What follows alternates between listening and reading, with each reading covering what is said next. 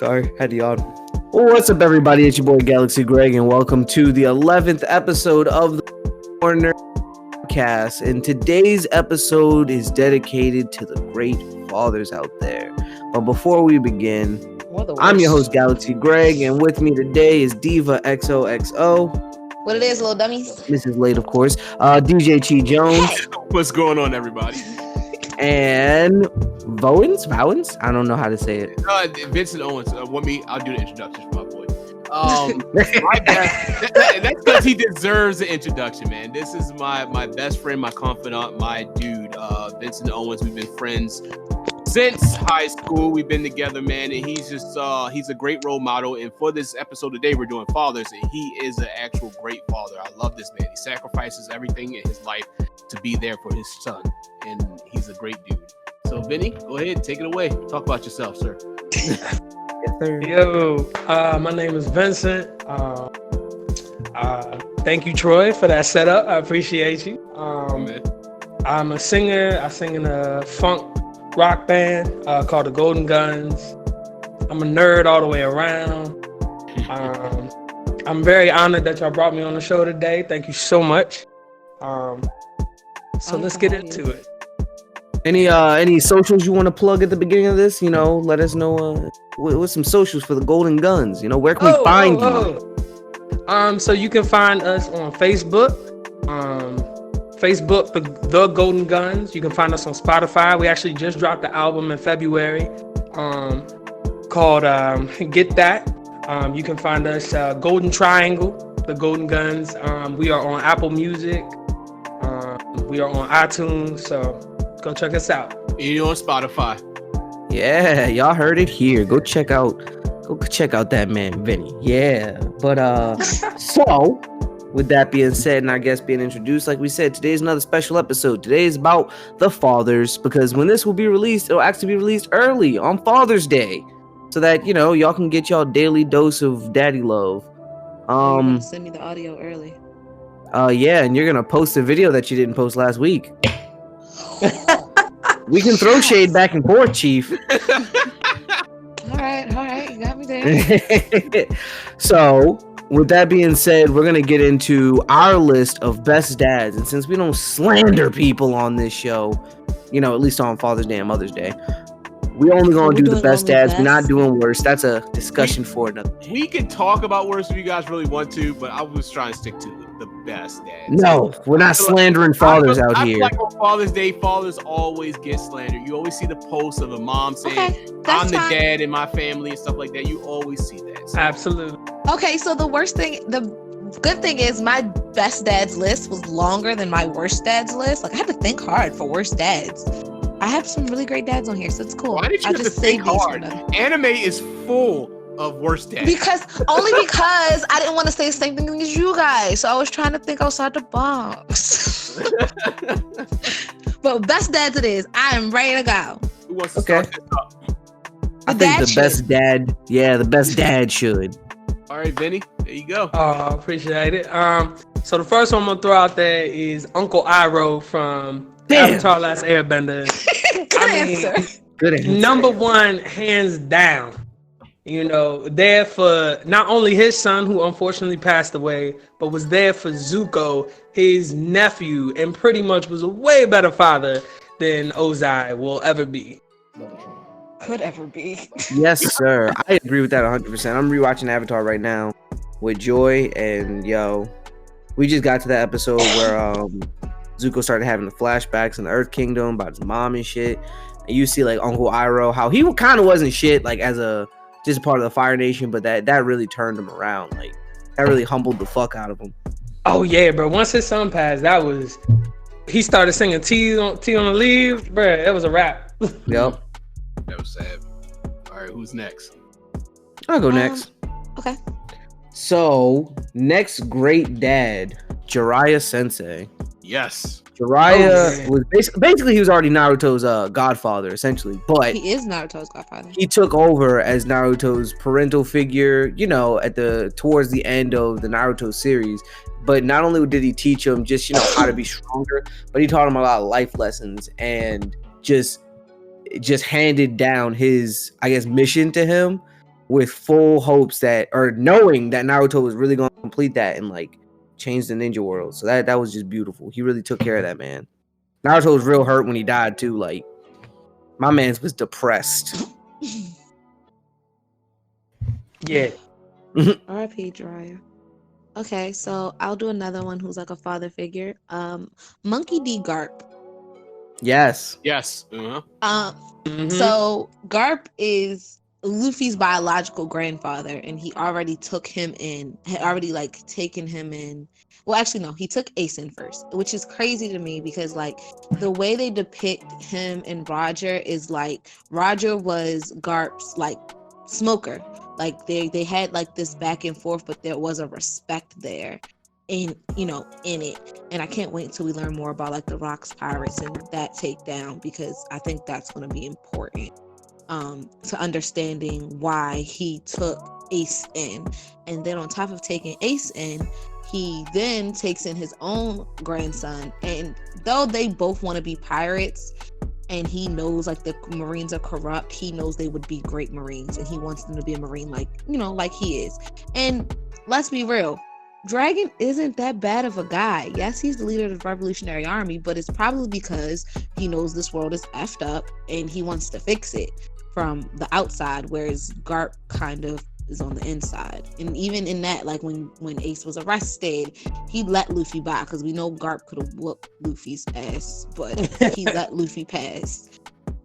So Monkey D. Garp. Let's not forget that my man's Garp was throwing cannonballs by him. Yes, fuck the cannon. My man said, hand me that shit. Yeet. Give me that bitch. Lobbing cannons. Jesus. Know how strong you gotta be to just lop a cannonball that's bigger than you. My man's was ready. Man. All right. So my first father on my list, I'm gonna go with Tonrock. Tonrock is the father of Avatar Korra. Yeah. Really? Yeah. Yes. Tonrock was a very pull-up dad. I mean, he was always there for his daughter. He didn't want to see his daughter go away to Republic City. To Republic City. That kind of hindered her process a little bit, but it's hard for a dad to let his little girl go. We can all see that. But once he did, he was always there for her every step of the way. Every time something happened, he left his village and came in support of the Avatar. Even when it came to his brother trying to overthrow the kingdom, his kingdom, he was going to kidnap his brother and get his brother out of his kingdom. His daughter pleaded and begged for him not to do it, and he did not do it. All his morals was telling him like, yo, we need to get my brother out of here. He's going to mess everything up. He needs to stay on his tribe, stay in his way. But his daughter said, please do not do it. And he didn't do it. Which she thought her father was. During the break-in, she thought she was fighting her father because the guy had a mask on and she took the mask off. It wasn't her dad. He stayed out of it. So Tonrock is a good dad. Also a black dad. Let's go. Hey. Let's not forget that. We love black fathers. We love that shit. Yes, we do. Back to you, Vinny. All right. Speaking of now he's not black, but I think the black community has claimed him. I'm gonna say Piccolo. No, that nigga is black. He is He's black. He's nigga. Yo, think about it like this. Wait. I'm gonna tell you how Piccolo is black, right? He follows every anime black trope, right? They don't give black characters usually black skin. So we got green skin. He's foreign, right? He's foreign. My man's wears a do-rag to every fight.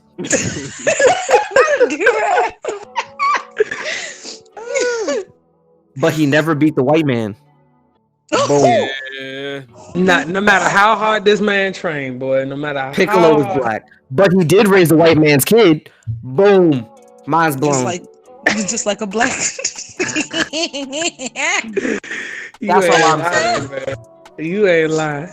I mean, for me, man, Piccolo had such a arc in his, development from being this villain to becoming, the person he was fighting against the most, Goku, to take his son when Goku died, on some dumb shit, to take his son and then raise him and, still even look after him to Gohan has grandkids and he pretty much becomes a grandfather. Like, it just, That's why I had to give it to Piccolo. He was always there for Gohan, no matter how much Gohan didn't dodge. Piccolo was there to take the hits. He really did take a lot of hits for Gohan. And he always will, because he's a great dad. He is. He's basically Gohan's father, because that nigga was like, what, 5 when he first got kidnapped? Yep. Yeah. So Piccolo's been his technical stepdad since he's 5. Wait, since Piccolo kidnapped him, isn't that like Stockholm syndrome or something? No, Goku told him to do it. He literally told Goku told Piccolo, "Yo, take care of my son, get him ready," and then he kidnapped him. Sure, but he kidnapped him with his parents' permission. So I guess that's more like forceful babysitting. To a degree, and it's not like he made Gohan. Now, if he had kidnapped Gohan and had him hate his father when his father came back, that'd be one thing. But he just tried to get him ready to protect the world because his father just loved dying. So, You'll say he just loves dying. Okay. He did. So All right. All right. I guess it's my turn then. So my next one is actually good. Y'all can argue with me on this show. But I said Rick Grimes. And I'm speaking more on behalf of Rick Grimes in the comic books. In the shows, he's okay, Dad. But Rick Grimes from The Walking Dead, he was always there for his son. Whenever his son needed him, he pulled up. He almost got killed for his son a couple times. He almost cut his son's arm off to save his son in the show. That didn't happen though in the books. But greatest Rick Grimes moment for his son is when he killed the Claimers. That was in the show specifically, I believe. But one dude said he was gonna rape Michonne, he was gonna rape his son, and then they gonna kill him. And he literally gutted that man like a fish. Like stuck the knife in him and went straight up. Yeah. Oh, I think I know what you're talking about. Yeah. He ripped out a nigga's jugular, bit him in the throat, spit it out, and then gutted someone else who was gonna try and rape his son. Well, I mean, yes, but ew. I do remember that part. Now you say I do remember that. Yes. He didn't have any weapons. Like they ambushed him. Like I get it. He shot a gun next to Rick's ear too. So if you don't know what happens when that happens, you basically get paralyzed. I remember that scene. That scene was so great. That's when Rick was like finally proved himself to me because Rick was getting beat up a lot. Yep. A whole lot. I remember that scene, man. He took them dudes out. Was like, yo, don't touch me. Oh, that was like right outside of like a truck or a car, right? Yeah, they were yes. I know exactly what you're talking about. Yeah, Rick goes through arcs in The Walking Dead where he's a boss for a season, then he's a bitch, then he's a boss. Yes. He flip-flops between bitch and boss a lot. But your turn, Diva. Her mic's just like on and nothing's coming out. Yeah, I see her light lighting up. Hello. We can't hear you. I don't think she's doing shit. I feel like she just like in the room. I don't know.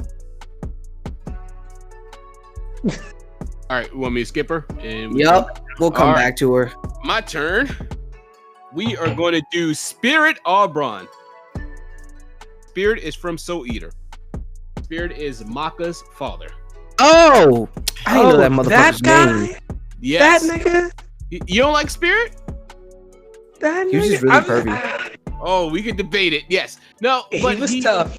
He was tough. He was a tough dad. He just wanted. What really hurt him in the long run is that he lost his wife, and his daughter reminded him so much of his wife. That's why he was so obsessive of his daughter. She was the light of his life. He wanted her to see her do greatness. He was kind of overprotective with her in Soul. That was that was kind of crazy. But yeah, he was just, like I said, always there for his daughter, man. His level of greatness was crazy too, because he was a deaf scythe, and not a lot of people were deaf scythes. Not a lot of people got to that level, and he wanted to see his daughter become to that level as well. But, he did.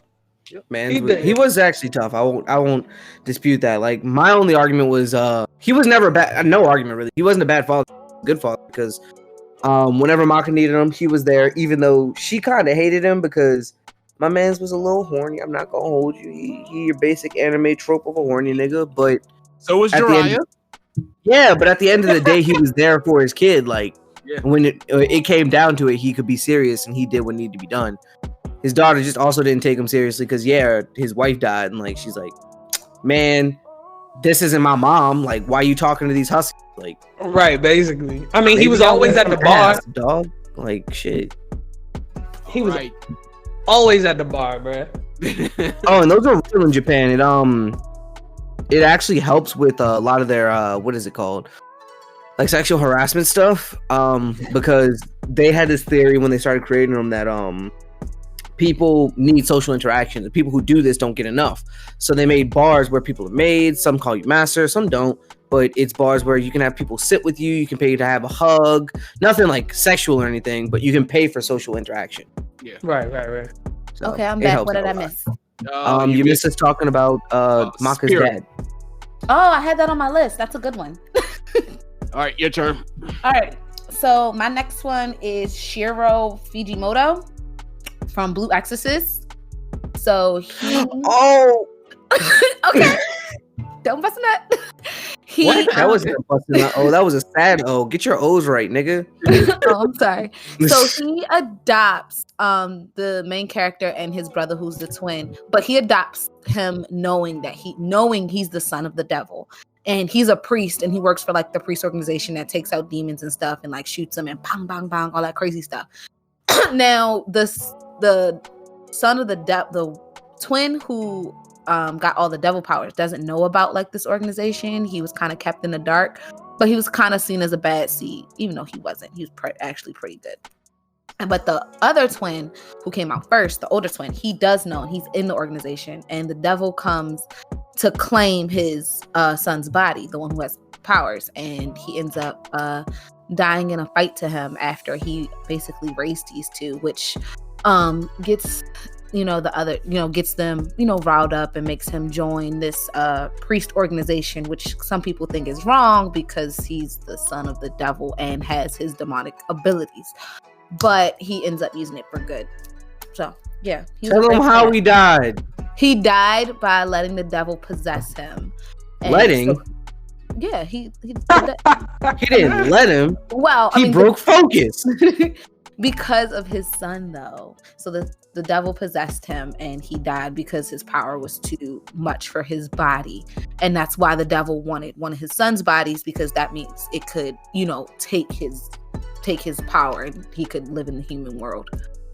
Their dad was resisting being possessed by the devil, Satan, for the 16 years that Rin was alive, and no one else had done this. Like anybody else, when he tried to possess him, he could, but it was like some fight that they had that broke his focus, and in that split second, him and Ren had a fight, had a little argument, and that's when he broke his focus and the devil was able to take over. And then Ren felt really guilty about it because that was his dad who raised him and loved him even though he knew his secret and kept the secret from him so that he wouldn't Would you want to know that you're the son of the devil? Well, I mean, no, but still. Nah, not really. I'm good off that. Don't tell me. Let's just let fucked up shit around me. But he was a great preacher dad. Like, he really was. All Hey. right. Who's next? It's Vinny's turn, right? It's Vinny's turn. So the next one I got, I'm pretty sure everybody got on there, is Maze Hughes from Yes! Full Metal Alchemist. I didn't because I knew they'd do Hughes, it. Same here. hands down, bro. He, from Full Metal Alchemist to even Full Metal Alchemist Brotherhood, Yep. he always stayed true to what he was. The love for his daughter, the love for his wife. I mean, anytime, even in the filler, I guess you would call them filler episodes, when his wife was falling down or she needed help, he was there. And he even extended, the father figure to Ed and Al before, he got killed. He was always there for them. He cared about them. He would do research. He would try to drop hints to them. Like, he was all around, father figure. And that's why he made it to my list. You don't know how much these two talk about Maze fucking Hughes on this show. His death was the saddest. Oh my god. Because he figured it all out, and then, not greed. Envy was a little botch and gonna kill him like in his wife's form. Like, who does that? You fall for that shit? I don't know how you fall for that shit. But Brotherhood gave you the best redemption ever. Oh yes, it did. Yes, it did. Ever. My favorite redemption. The way what's his name? Help me out. Mustang. The way Mustang took him out, bruh. I mean, you wanted to cry. You was happy. You was mad. You was like, get him, get him. Yes. It's your turn, Greg. I'm next. Yes. Man, I'm gonna go with one that we can all get with. This one from the childhood. We going with Marlin from Finding Fucking Nemo. Let's go. My man Finding Nemo right now. Across the sea to save his son. Yes, great. Yes, I'm literally watching it right now. Yo, Marlon did everything in his power to get his son back. You know, he ain't care what. Yup, my man's went against jellyfish, sharks, the unknown depths of the sea. Fucking, what's that little girl's name? The crazy one. Her. Dory. Her. No, not Dory. What's not Dory, the one with braces. Elise or something like that. Begin with, oh my god. Not Elise, shorty that kept tapping the glass. Yes. Yes. Can't we think of her name? Went against all that for his son. That's not Delilah. Good, Delilah. There you go. If that's not being a good father, I don't know what it is. No, it's Darla. Darla's the name. Darla. I'm sorry, y'all. It's Darla. There's a fish in my hair. Oh man. Your turn. So it's back to me. Okay. Jericho. Well, no, I'm gonna hold on for him. Ishin Kurosaki. So Ichigo's daddy. Yes, Ichigo's dad. He so before you start, me and Vinny had an argument last night about how he was the worst dad. Okay, I'm going to explain why he's a great dad. Here we go. All right, so because you don't learn it until you learn the backstory, so that's when you figure out he is a good dad. I mean, you could have told your son he was a Shinigami all this time, but that's fine. It's fine. Fine. Okay, so when he met, his wife and was with his wife, and she found out that she was cursed, was hit by a hollow, and her being a Quincy meant that this hollow, kind of power that was put inside her will kill her. He put his Shinigami powers, he sacrificed them so that she could live. And that's why Ichigo was a little bit of everything, because he had to put his Shinigami powers into his wife so that she wouldn't die. And, subsequently giving Ichigo his powers. And I mean, there are other kids, because the middle daughter can hear spirits as well. She can't do all the extra stuff, but she can hear spirits. Then his whole life was whooping his ass so that he would be tough enough to fight when he was going to have to fight. Now, granted, everybody can be like, oh, he didn't know that. He knew, and he was whipping his ass. And then when it was time for him to show up and whoop ass for his son, he did. He came out, showed up, bought his little sword. I mean, not his little sword. He actually said, somebody asked why he never released his sword, and he said, if I release it, it'll destroy the whole city. That's how big and powerful it is. Oh, that's how big that thing is. Big energy. My man got the BBC. Boy, he was walking with it. He was equipped with it. And then from then on, he always was there for Ichigo. All the battles. He was even in the last arc. He was there fighting, making sure they had the help they need. So yes, maybe he could have said something sooner. But when it came time to nut up or shut up, he nutted up. And I respect him for it. That's why he's in the middle of my best worst list. He is in the middle. Venn diagram. He's in the middle. You all right. You and I, Dad. All right, my turn. Yes. Mm-hmm. All right, I'm gonna go with Gotta Catch 'Em All. Brock, man, Pokemon. Brock. Okay, why does Brock have a kid? Brock he has a kid. Brock did Wait, when did Brock have a kid? Brock did not have kids. Brock had sisters and brothers.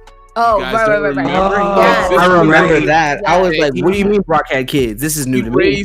raised his sisters and brothers, and all the money that he earned, he sent back to his sisters and brothers, and he would make sure they were always taken care of. Brock, he didn't want to leave at first. He didn't. Right. He ended up getting talked into leaving. You know, the talk no jutsu that happens in all the anime. he ends up leaving his brothers and sisters, and That's why when I write my manga, the only talking is gonna be like we can talk it out later, but you gonna get that ass beat today. But yep, I'm gonna give it up for Brock. Who's next, Vinny? All right, I'm gonna go back to Korra, and I gotta pick Tenzin. Yes. Yes. Tenzin was a great father. I mean, his 3 kids plus his knucklehead son.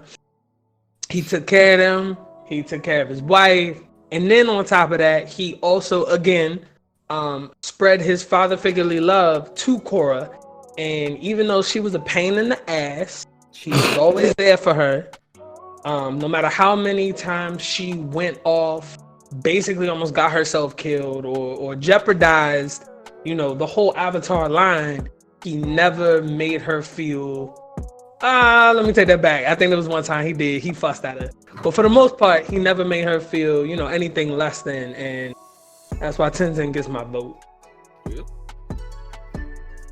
I'm with that vibe. I am. And it's okay that he yelled at her, because sometimes you gotta yell at your kids. Gotta beat that ass. My next one comes from another animated movie, Wreck-It Ralph. Yes. Yes. Great dad. My man's was ready to code out for her. Like, just because he's a bad guy don't mean he a bad guy. Yes. Remember that. He wasn't. He was having an existential crisis that entire time. The second movie, now we can debate on that, because No, I'm talking about this first. Strictly first. He was a bad guy. Whole second movie. First movie, great, excellent. Yes. The whole second movie is his fault. Whole movie. Literally the whole movie. We're going off the first movie here. Wreck-It Ralph, not Wreck-It Ralph 1 and 2. Wreck-It Ralph. Yes. Got it. Wreck-It Ralph 1. Once he had a kid in his life, he literally changed his life around. He did. Yes, my nigga went from being your stereotypical villain to being your villain by day and dad by night. And Ralph, and honestly though, Ralph didn't want to be a villain. He was put as to being a villain by his peers. They would kept villainizing him. You keep being told that you're something, you end up acting out and being like that. Exactly. That is true. All right. So my next one is Shika and Shikamaru Nara. Well, I said it the bad way, but not the Japanese way. But whatever. I'm not Japanese, so leave me alone. So first of all, Shikamaru's dad was actually really dope. And even though like Asuma Sensei was a big role model to Shikamaru, so was his dad. He learned a lot from him. And I mean, his dad was super, super smart. Like, I mean, granted, Shikamaru was smarter than his dad, but his dad was super, super smart too. And you see in the Ninja War, like how much he how much he respected his dad, how much he cared about his dad, how much his dad cared about him. Especially when, he passed on the torch and dies, that was crazy. Then he got blown the fuck up. I said it was crazy. That's more than crazy. That's outlandish. I mean, yes, but it's like, wow, that's like, oh my god, like he had to, because they had to remember they had the mental link going when his dad died, so like, kind of like hurt his thoughts when his dad. He died. was like, "Yo, last broadcast. What you mean last broadcast, Dad? What's going on over there?" Then Shikamaru to his son, I don't know what his child's name is, Shika something, because his name has to start like that. His son is really, really dope too. Just as smart. It's actually like literally him with green eyes. But the only difference is like he really, like, you can just see like how, and I hate to be like talk about a shitty dad, but you see how shitty of a dad Naruto is in comparison. Yeah. Because Shikamaru basically does the same thing Naruto does every day, but it's still still there for his son. Still make sure his son, felt that, attention, and make sure they had that bond. And his son ain't going cheat in the tuning exams. Is all I'm saying. All right, damn, yo, stop slandering dads. Just say you don't want to do it and keep it moving. We're trying to be positive out here. But I'm just trying to like just give Shikamaru his props. Like he not only is basically running Naruto and the whole entire country, because come on, we know who the brains behind the operation is. Yes. He's also like this amazing with an amazing shots. It's maybe it's because I just hate what they did in Boruto. Everybody hates Boruto. You Fuck that same show. guy I'll say it on every everywhere, episode. It's the Boruto. Everybody hates Boruto. You know, I will say though. Go ahead. From here on out, I'm making a declaration to say fuck Boruto on every episode. Fuck Boruto. Go ahead, Vinny. What you were saying? I will say though. I mean, I guess one little thing I'll give Boruto is I love the fact that as much as Naruto wanted to be Hokage, they didn't make it seem like he was amazing at it. Like he actually, like it was hard. He was struggling trying to get that, and for that, I honestly respect that way that they went about that. Like, he didn't just perfectly do it. Like he was like, oh shit, like this is paperwork. A lot of fucking paperwork. Ramen noodle dinners. Cup noodle dinners. Yeah, so I really praise him because he's a good husband too. He's not just a good dad; like he's a good husband and a good father, and like he just does really well. And I've always loved Shikamaru. Everything Naruto isn't. Ouch! Ouch! The shots are real. The shots are so real. All right, it's my turn. And also, arguably, and he doesn't use shadow clones. He is Naruto's real best friend. That's all I gotta say. He is, and that's the other thing. He's a real friend, and he teaches his son how to be a real friend because his son is like basically like him to Naruto. Like he is a real friend for Boruto. Like he goes out on a limb for him all the time, and just really like helps him. So it's just like you can see the fruits of his parenting labor. If that makes sense. Come on, y'all know in anime you can't be somebody's best friend unless you tried to kill him at least once. That's like an anime fact. You can't be my friend unless I tried to kill you. Or vice versa. Yeah. Next dad for me is going to be my man Gohan. Yes. He is the dad. Gohan is a great dad. Gohan is a great dad simply for the fact that he is not his dad. The bar was not very high. Every bad habit that he had, that his father had, he did not carry on in his lineage. It didn't get passed down in generational trauma. He nipped it. He cut it out, man. He is super powerful. He can go out and fight and try to kill every villain that steps across, but he doesn't. He's there for his kids. He's trying to raise his kids, show them the right way and stuff like that. There is a balance to this. Like his dad didn't get the balance. His dad was like, all right, we got to pull up, we got to fight, we got to take him out. We got to show him who's the strongest. We got to show everybody. And I'm taking my kid with me. Or I'm going to drop my kid off at Piccolo's house and go fight. Man, you ain't lying. So he's showing his kids there's a balance to this. Yes, we have a duty to protect the world, but their family is still there as well. Yeah. So that's why I chose Gohan. Greg? Nope. I'm after Vinny. Vinny's turn. Vinny, you want to run off you want to run off your last couple ones? Because I know you got to go. Do you just want to run off the rest of yours? Oh yeah. Oh no. I only have one more. Okay. I only had like one more too. So same. Going back, to DBZ.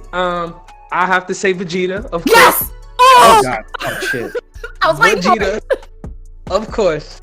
Vegeta, again, like Piccolo, an amazing character development, an amazing arc. I mean, this man literally tried to murk our main character, wanted to take over Earth, and he turned into a tough, loving father. Basically gave the hands to the god of destruction for 10 seconds. For slapping his wife, like the God of Destruction deserved that. I'm sorry. Yes, he did. Yes, he did. He don't play. That's one thing he do not play about his kids and his wife. He don't play, and I love it at all. Didn't he cry when Trunks almost died? Yes. Oh, he lost it when Cell murked Trunks, bro. He lost it, and then Trunks was like, couldn't do shit. I know. Trunks was like my father. He said he got angry for me. And it's like, as much as Vegeta will hide behind pride and hide behind, being tough, at the end of the day, he has a heart. He is way better than Goku. I just, he definitely gets, my praise. Definitely. Since Vinny stole my answer, my backup, it's fine. I got like 10 backups. That's fine. I'm on my last one. I have an extra, but I'm on my last one. I was just trying to do 5. Everybody gets 5. Yep. Jericho. Hey, whoa, what you doing? It's my turn. I go after. It's not your turn. Oh, no, you go after Vinny. My bad. Sorry. Yeah. Yeah. My last one is gonna be Jefferson Pierce from Black Lightning. Because he retired from the game for his family, right? And he only got back into the game for his family. He's very powerful. He upheld the black community, and even when he stopped using his powers to protect his community, he just focused on his career. He became a principal, or he was already a principal, but he focused more on being a principal at this private school. His kids were in school, but not only was he a staple black man in the community, but in the school, he was teaching people, like, you don't have to sell drugs to make it out the hood. You don't have to do this. Your life is your own to live. And he didn't just teach that to the people in the school who were more privileged and could go to it. He was teaching that to the people in the hood. Like, the drug dealers knew him. All the big gangbangers knew him. Like, everybody knew him. And he was a great father figure, not only to his kids, but to the people of his school and some of the people of his neighborhoods, because he was trying to help everybody. So, go Black Lightning. Plus, he's got my favorite superpower. So, yeah. Oh, is it my turn now? But now it's your turn. Now it's my turn. Okay, I was being patient. Fuck,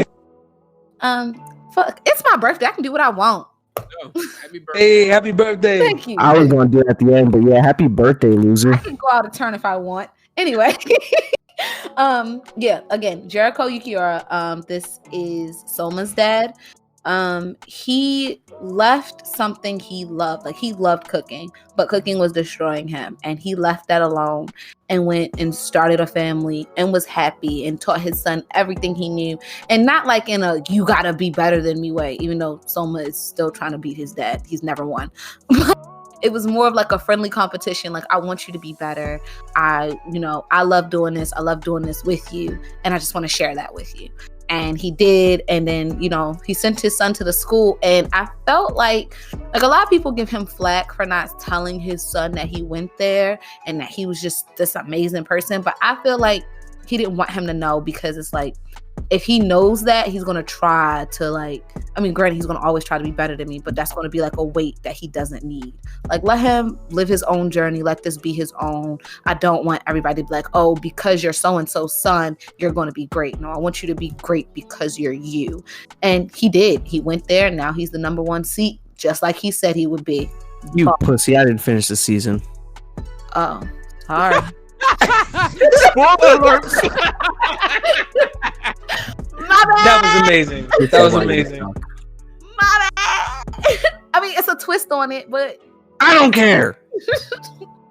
I didn't get to finish. I don't even want to finish now. We're already on the next plate. You should have been watched that season. We're on the next on the next plate. You should watch it. I don't have that kind of time. You did. You didn't do nothing. You were out of work for a whole month. Ooh. Yeah, I used to catch up on sleep. Anyway. All right, so I got a long list of dads, but I'm gonna save them for next year because we're gonna keep this going. But for my final dad, I'm going to do one of the greatest sacrifices. My man, Ben Parker. Yes. Ben Parker was a great dad. I just thought about this. Great way to end it off. I had my list all set up, and then I thought about this one this morning. I was like, what other dads out there? And I was like, you know what? Spider-Man, Ben Parker. Like, Spider-Man's parents died. Aunt May, Uncle Ben took him in, raised him, showing him what's right and everything, even though you know how kids are. So him and Uncle Ben didn't always get along. They wasn't always seeing eye to eye. He was kind of like he was a teenager. Yeah, he was a teenager. So, but if it wasn't for Uncle Ben, we would not have Spider-Man. We would not have the Peter Parker that we all know and love. That nigga would have been Batman with webs. Yes. Exactly.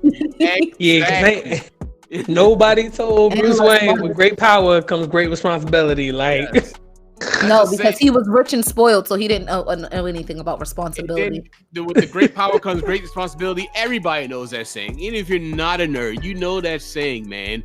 And Yeah. Uncle Ben is just amazing, and he was gone way too soon. R.I.P. Uncle Ben, most definitely. Like, R.I.P. Yes. yeah, that actually guides a lot of people. Like, we all know that, so that's real iconic. R.I.P. Stan Lee. Good job with Yes. that one.